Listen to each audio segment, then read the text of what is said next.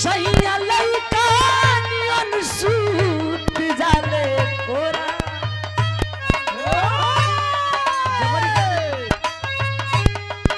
सैया लइका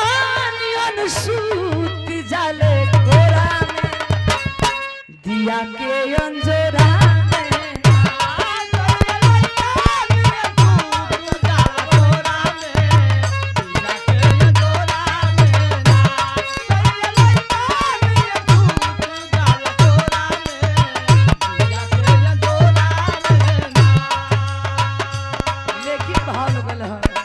भैया विजय भैया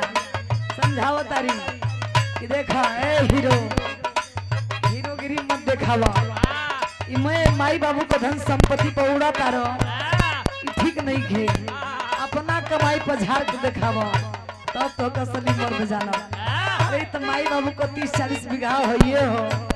मैं गाड़ी बोलो माई बाबू जी के हो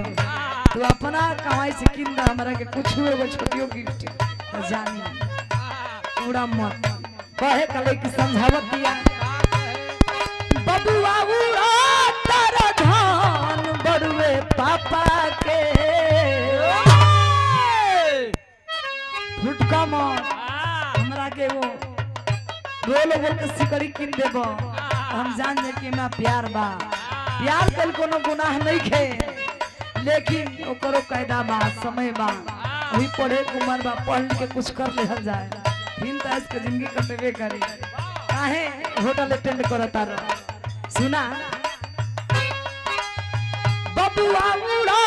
तारा धान बड़ुए पापा के सोची हो बुढ़ापा के ना बबुआ उड़ा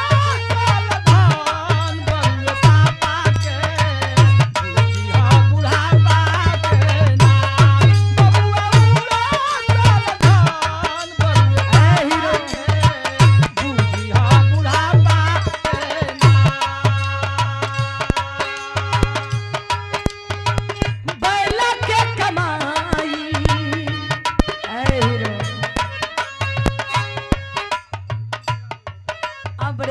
उड़ा भक्ति से गार्जियन महोदय आप अरविंद यादव जी की ओर से इस सुंदर लाइन पर सम्मान में सदर पुरस्कार भैया के चरणों में कोट कोट स्वागत वंदन है।